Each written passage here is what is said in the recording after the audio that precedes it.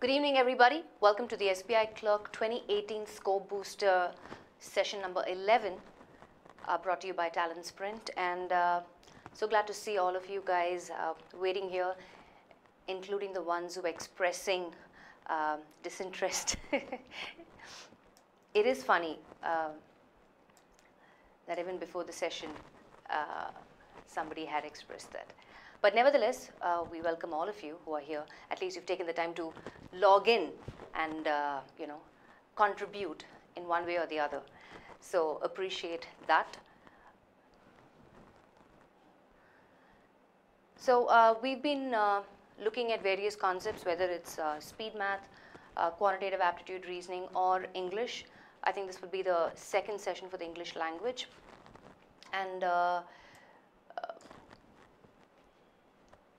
good to and glad to see a lot of you waiting for the session to begin.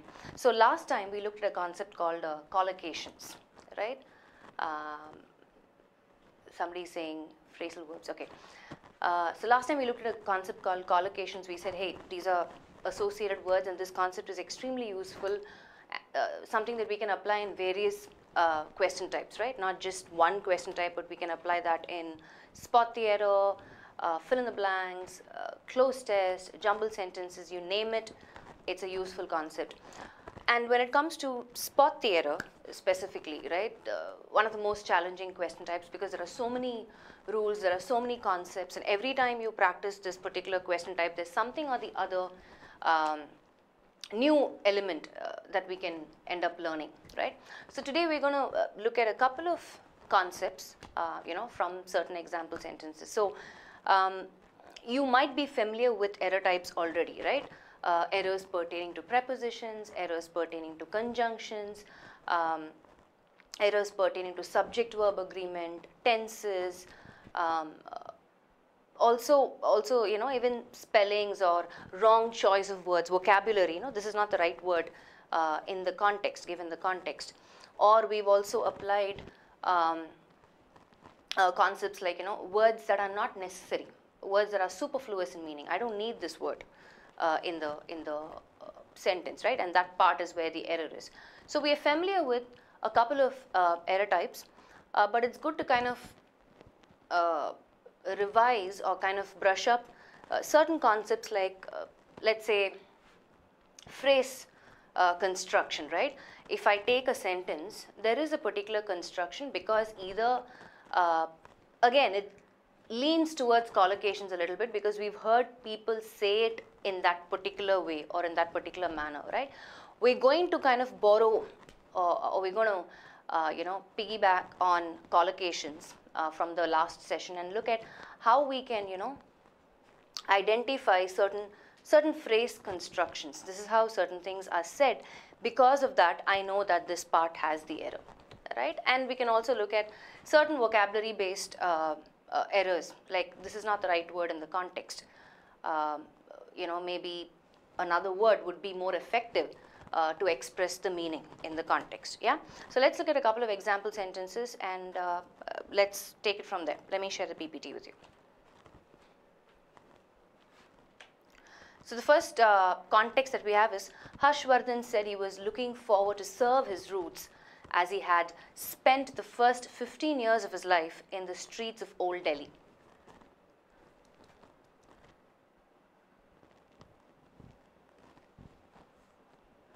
Yeah, so given the context that we have,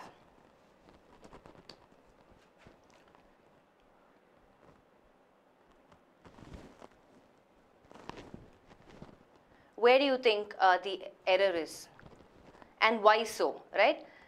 There is a common phrase that we've heard people using. We've used that probably, and I just want you to recollect the construction that comes along that phrase, right? So some of you are saying part 4 is where the error is. Krishna says no error. Common man says, hey, the error is in part 2. What about the others? No error. At least I have the majority saying no error.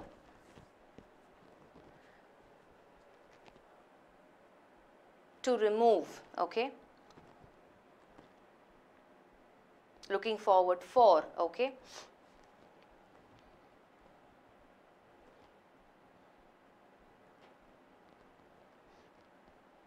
So remove he had and then just write spent.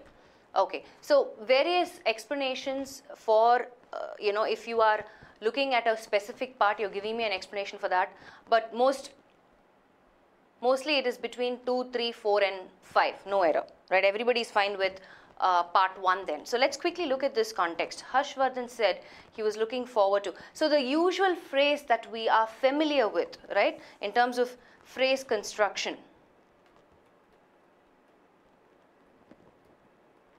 right, this is one of the concepts that we will be spending time with in today's session, right? Phrase construction. The phrase that you and I are familiar with is looking forward to, right?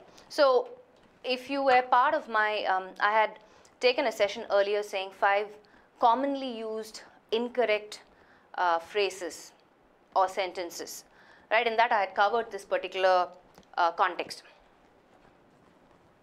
Looking forward to. So when you use either look forward to or looking forward to, the construction that follows is always an ing form.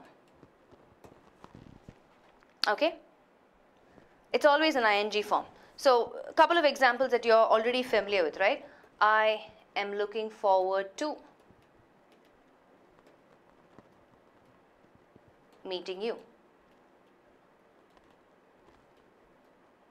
I am looking forward to hearing from you.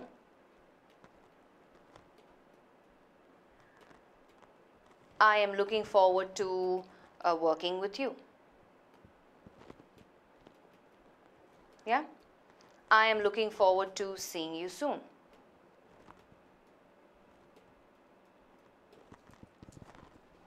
Right? So having said that, the obvious error is in part 2, where I think the first common, I forget the rest of your name, is to change serve to serving, right? That's where the obvious error is from. So here, most of you came back and said part 4 change into other, prepositions, but you don't need to, because it is, in is referring here to an area. Right? The preposition in is always used when you're referring to an area, a location, right? So in the streets of Old Delhi is absolutely fine. You don't have to make any changes there. However, the error is in part 2, where you change serve to serving, right? So you're always looking forward to. So Harshvardhan said he was looking forward to serving his roots. Me, common man, yeah. As he had spent the first 15 years of his life in the streets of Old Delhi, right? That's where the error is. So now you know, whenever you say, I look forward to, you look forward to doing something. You're looking forward to doing something, right? It's always a verb plus ing form that follows that particular phrase. Remember that. Let's look at the next question. A family office has to execute all tasks related to manage the wealth of the super rich family. Where do you think the error is?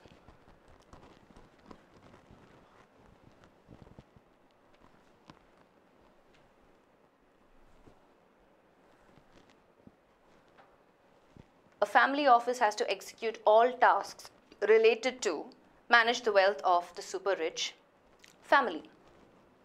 So this is in line, if you look at the construction of the sentence, this again is in line with the previous question that we looked at. I just want you to apply the same concept in terms of construction. So Shaikh says, hey, option 1 is where the error is.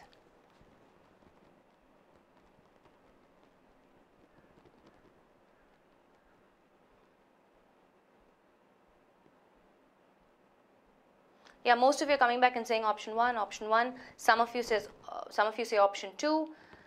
Some of you say option 3. Yeah, which is correct, right? Here again, we are looking at the concept of, in terms of phrase construction again, it's to do with has to execute is fine as it is. You don't have to change execute to executing. I have to do something, right? So when I say it in that manner, have to do 2 plus infinitive form. I don't need the ing form in the second part. However, a family office has to execute all tasks related to what?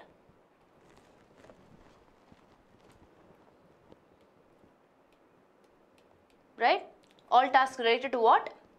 Managing the wealth of the super rich family. Yes. So, part 3 is where the error is, where you change manage to managing. Why so?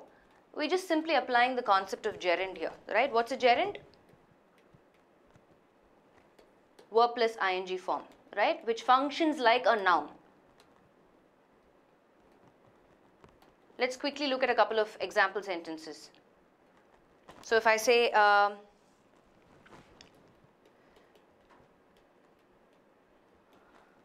I've been dreaming of ice cream all day long. Yeah? I've been dreaming of what? Or I've been what? Right? Dreaming of ice cream all day long. So dreaming is my gerund here. Likewise, if I said, Sumit avoided doing his assignment because the football match was on.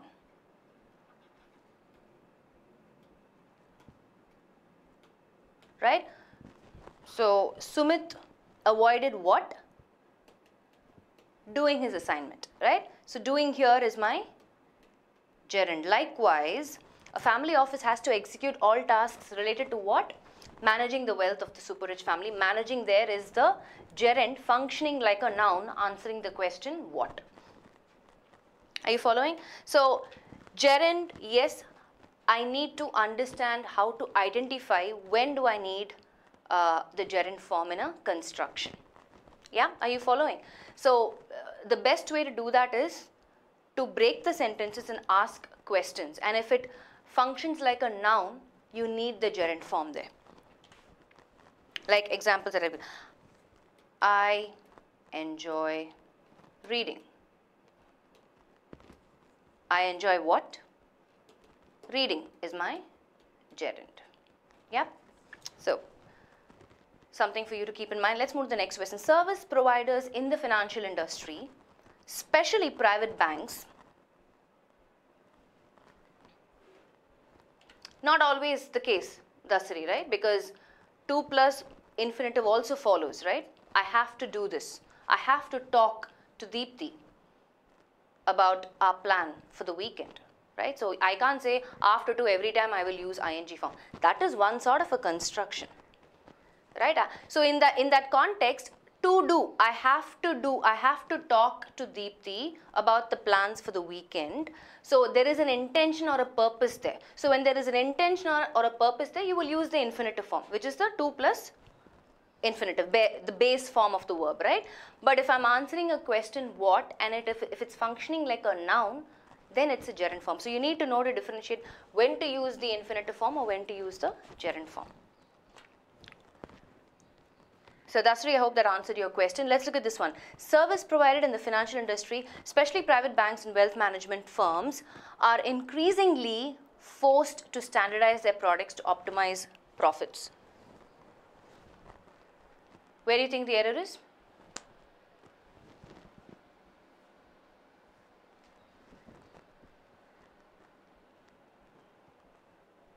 Is there an error at all?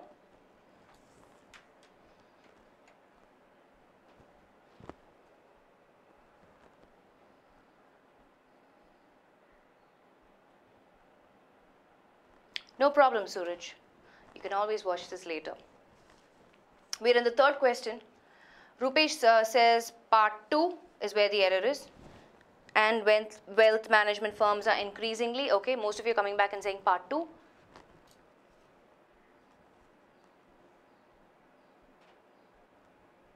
I hope you get so this is part 1, okay? Service providers in the financial industry, especially private banks, that's part 1. And wealth management firms are increasingly, that's part 2. Forced to standardize there is part 3. Products to optimize profits is part 4. So let's understand this. A lot of you came back and said part 2, saying, some of you said, hey, let's change this increasingly adverb to increasing. Now, why is that not possible? Because here, increasingly the adverb is modifying the verb forced, right? Answering the question how. How are they forced?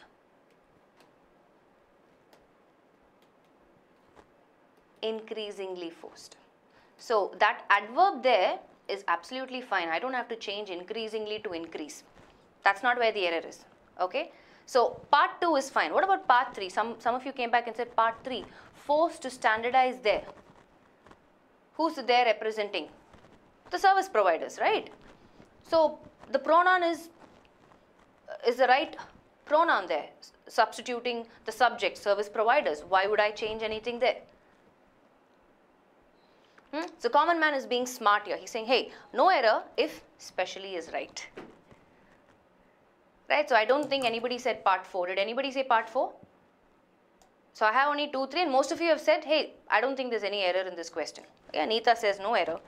Sai says no error, but let's look at it. Now, in the context, you are right when you say, if specially is fine as it is, if you have to substitute specially with another word, what word will you use? Just in case. I'm just curious to know. If you have to substitute specially in the context, what word will you use?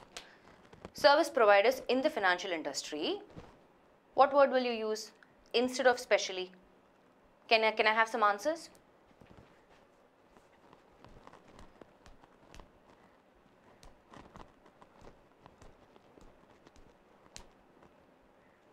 Kaushik and Subrata, guess.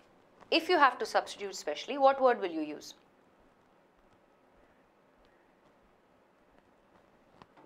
Mainly. Okay, Irfan says mainly. Particularly, especially. Good. Right? So these are the words that are coming out. Now, for your information, both specially and especially kind of give me the meaning of particularly. No doubt about it. But how do I differentiate when to use what?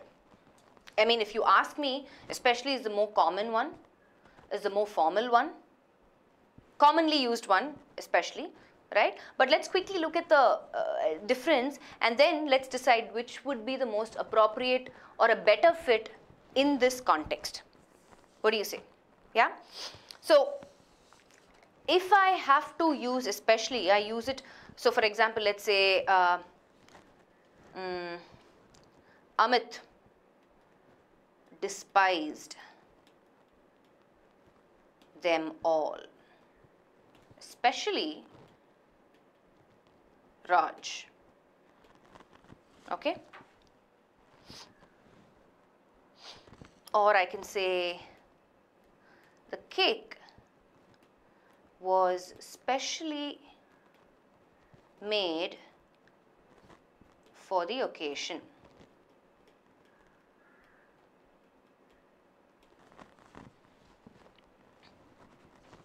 Yeah? Now, let's look at these two examples quickly, okay? Amit despised them all, especially Raj. So, when I am trying to single out one person or situation above everybody else or above others, I cannot really use specially there, right? Especially is a better fit when I'm trying, the meaning that I'm trying to express is when I'm singling out one person or a thing or a situation above all others. Okay? What about specially? When I am talking about for a special purpose. Are there times when these two are interchanged? Yes. They are used that way, conversationally at least, right? Yeah. So in the given context, service providers in the financial industry, and I'm singling out, right, who among the service providers are we referring to? Private banks. So in the context, especially would be a better fit. Especially private banks and wealth management firms are increasingly forced to standardize their products to optimize profits. So technically, part 1 will have the error change specially to especially. But mind you, there are contexts where both of it can be interchanged and they are interchanged. But for the most part, if you have a context where it is singling out one person, thing or situation above all others, stick with especially. When you're referring to something as a special occasion made or for a special purpose or made especially for you, right, then use specially. Okay? Yeah, very slight difference, but I would say stick to especially, which is the most commonly used one, because it also has a meaning of particularly as specially, right? But when I've explained I've given you example sentence to bring out the right meaning, right? So keep that in mind. Let's move on.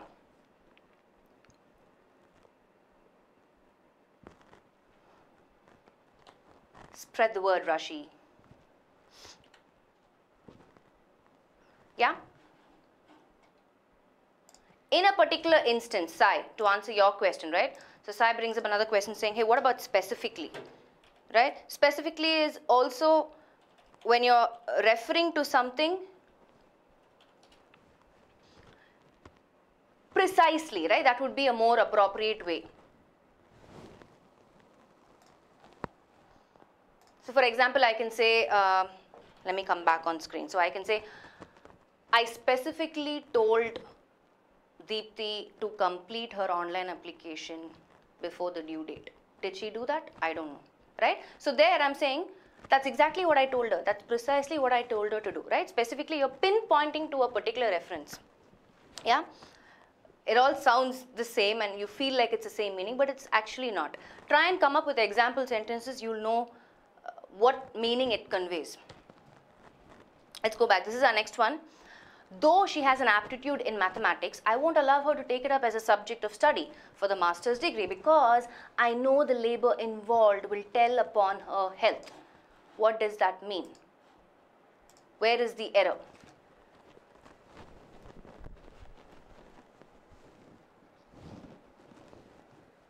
Huh? Where do you think the error is? Deepthi is like, yes, you did, I did. Hey, I'm just using you guys as examples, okay? So, hope you don't take it personally. And I'm very careful that I don't say anything weird in my example sentences. So that's why I always stick to my characters, Raj and Simran. C, part C. Though she has an aptitude, I won't allow her to take it up as a subject of study for the master because I know the labor involved will tell upon her health. So, what's the problem, Shrikant, Arpita and Faisal in part C? Where do you think? Why? What's wrong with part C? Her to take it up as a subject of study for the master's degree. Change involved to involve, Arpita says. Part D. So basically it's C, D, C, D, C, D, C, D. Veena says A, Mrinmoy says B. So basically we have everything, A, B, C, D. So though is a contrast clue word, right? Which is nothing but although, right? Although she has an aptitude. So what's wrong with part A? Although she has an aptitude seems just about fine, right? You need to tell me, Veena, what do you think is wrong with part A? What's wrong with part A? Although she has an aptitude in mathematics, I won't allow. So here, I'm going to ask you a question. There is a clue word in the context. And if I identify that clue word, I'll know in terms of phrase construction, in terms of collocation, right? This word will have to follow this particular word only. Let me show you the question again. You identify that clue word for me, please. Let's see who's able to identify the word.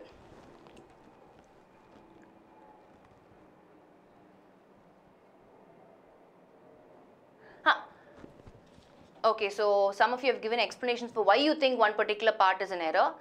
Who said this? Master's is wrong. Kaun hai? Amit says, hey, master's degree is wrong. Why so, Amit? The degree that we're talking about is referring to master. So master's degree means it's just more of a possessive meaning coming there, right? Which is fine. Why should that be wrong? Fall upon. Where is fall upon? Are you saying let's remove tell upon and say fall upon? Okay, question. What is the meaning of tell upon? Will tell upon her health means what? It will show. What will show? Because if she takes up this degree, boss, it's going to be extremely intense for her. She won't be able to handle it, right? And it's going to affect her health because she'll be spending long hours, she'll be working late, she may be skipping meals, right? So it's going to be very strenuous. So it's going to, her health is going to get affected, and that is going to show. So when you say something will tell upon someone, right, which means it is going to reflect, it is going to show. So that's just a phrase as it is, and I'm guessing you didn't know that, and that's correct. So you don't have to change anything in part D. So let's go part by part, okay? So we've established the fact that, hey, though she has an aptitude, nobody gave me the clue word actually. I was waiting for that. Let me go back and see if anybody gave me the clue word. Nope. Rashi, let's remove your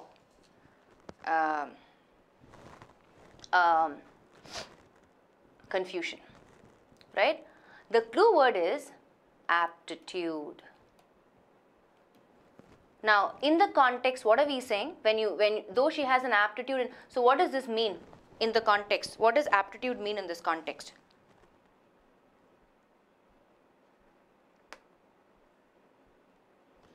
Knack, ability, talent, right? Proficiency, flair. These are all synonyms for this word. The meaning that this word is conveying in this context, right? Faculty, capability, all of this. So she has a knack. You always have a knack. One has an aptitude for something. That's my collocation. Aptitude for.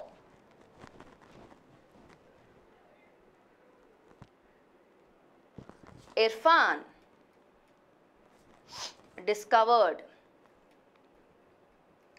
an aptitude for working in accounts. Right? You have an aptitude for. Okay? So, in the context, it's not in, but aptitude for. The error is in part B.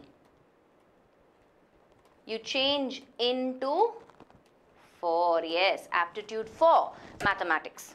Though she has an aptitude for math, though she has a knack for this subject, though she has an ability for this subject, though she has a talent for this subject, though she has the proficiency for mathematics, though she has a flair for, yes, you have a flair for something, right? Common man, it's like this, right? You don't question if 2 plus 2 is 4. It's like that. Certain rules and clauses that come up in the English language. You have an aptitude for something. That's how it is, right? Let's go back. Okay? So that's where the error is and not anything else. Though she has an aptitude for mathematics, I won't allow her. So though she's good at it, though she's good at this subject, I'm not going to allow her to take this degree. Why? Because she's going to spend a lot of time, right? She's going to spend a lot of time and she's going to affect her health. That's why I'm not going to let her do this. Which rule? No, I'm saying There are certain constructions, and this is how, it's like saying, I look forward to doing something. That's the construction, right? You're afraid of something, right? There are certain words that's why it's called collocations, associated words. This word goes with this word because that's the most effective meaning that it conveys in a context, right? You focus on something, okay? You don't focus about something, you focus on something.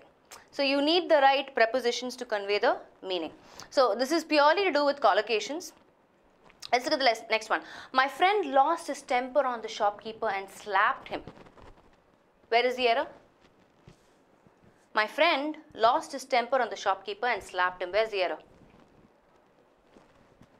Or is there an error?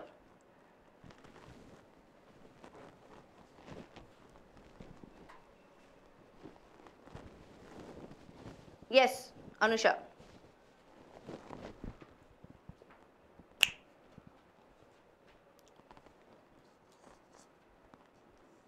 Again, I want you to apply phrase construction. Tell me, A, B. Rupesh, Yash says B, Abhishek says A. AB, Rashi is given an explanation. Rohan says it's absolutely fine, no issues. Okay, so Rashi and Arpita and Ashwini and Anita, can you tell me what will it be? I am Abhishek.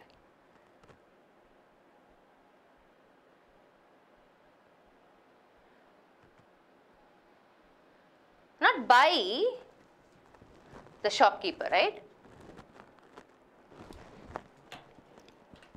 How can you lose your temper by the shopkeeper? It's you who are losing the temper.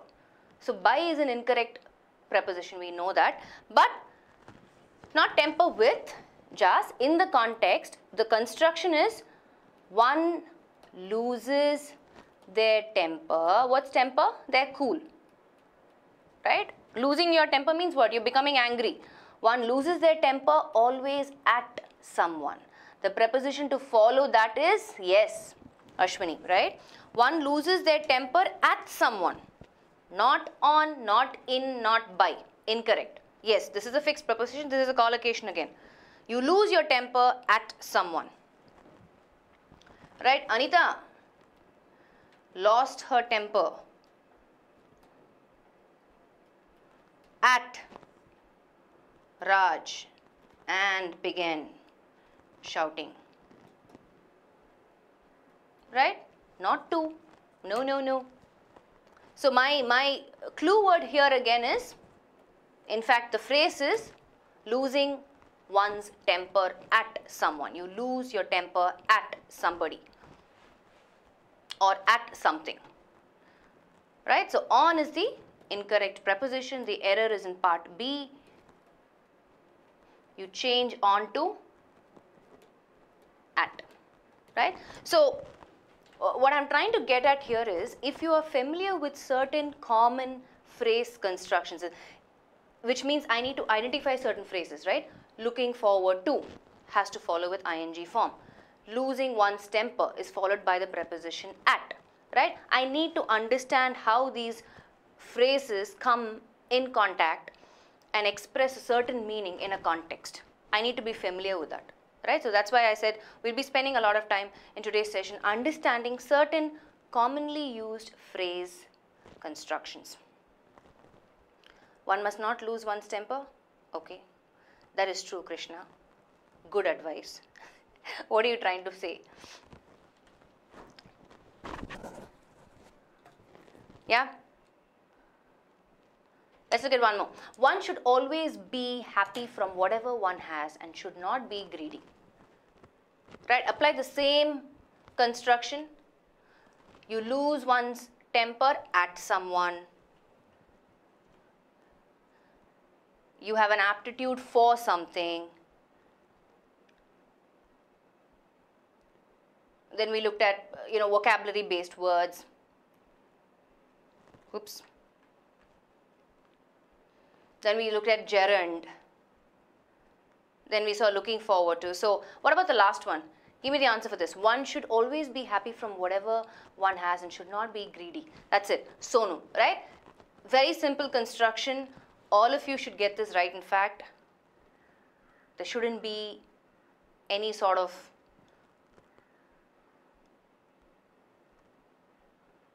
yes.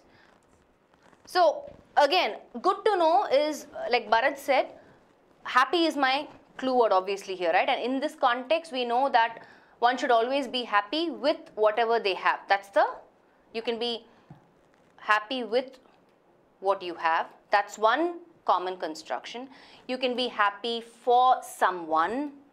That's another commonly used construction. You can also be happy to do something for somebody, right? These are all, so happy kind of goes with a lot of prepositions, right? You can be happy about something. So it's good to know when to use what. Yeah? I'm happy to show you around. I'm happy to help. I'm happy to answer any questions, right? Yeah. So all of these prepositions that we looked at in the context, obviously, happy with what you have is our answer. The error is in part B. Let's quickly do that. Part B, yeah. Change from to with. Yeah. And we all know that one can never be happy from. You're happy with something, you're happy to do something, you're happy for someone, you're happy about something, right? It's good to connect the word with the right preposition. These are again collocations. What was your question, Yash? I'm sorry, I missed it. I was probably looking at the context. Difference between C and SC, yeah. There are a lot of words like that. Practice, advise, right? Even affect. It's not CESE, but it's more to do with noun and verb. Yeah. So, so we just looked at one or two concepts, right? For the most part, we've applied collocations here. We've also applied certain commonly used phrases and how the construction happens with respect to that phrase in a context. So I want you to keep this in mind. This is a useful concept again, right? Phrase construction. And this will help you not again just in spot the error. It will help you in fill in the blanks. It will help you in close passage, sentence improvement questions, right? Sentence completion, all of that. So which preposition to use, Bharat? You just have to get familiar with, remember types of collocations we saw in our last session, previous session. I said there's a verb plus preposition collocation. There's an adjective plus preposition collocation. So you just have to get familiar with as many collocations as possible. There are numerous in the English language. I think our half an hour session will not be enough for me to cover everything. Yeah, but you can look it up. It's not very difficult. The more you start applying them, the beauty about these phrases and this collocations is you know it because you use it. You just need to recollect it and apply it at the time of the exam. That's all, right? Because we don't speak English on a regular basis. Sometimes we forget or we overlook it. Right? That's what happens. We can do silly mistakes with respect to a concept that we are already familiar with and we are using on a regular basis. So we just need to figure it out. All right. So that's about it.